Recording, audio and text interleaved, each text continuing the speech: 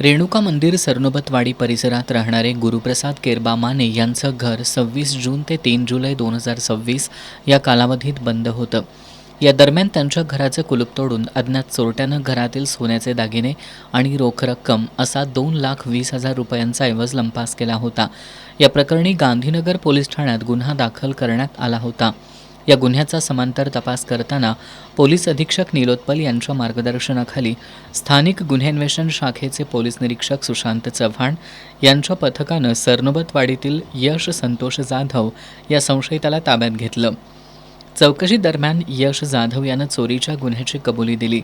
पोलिसांनी त्याच्याकडून सोन्याचे दागिने आणि रोख रक्कम असा एकूण 2,20,000 रुपयांचा मुद्देमाल जप्त केलाय. कारवाई स्थानिक गुन्हेन्वेषण शाखेचे पोलीस निरीक्षक सुशांत चव्हाण, पोलीस उपनिरीक्षक जालिंदर जाधव, पोलीस अंमलदार संतोष बर्गे, महेंद्र खराडे, परशुराम गुजर, अमित मर्दाने, शिवानंद मठपती, सत्यजित तानुगडे, गजानन गुरव, वैभव पाटील, प्रदीप पाटील यांनी या कारवाईत सहभाग घेतला.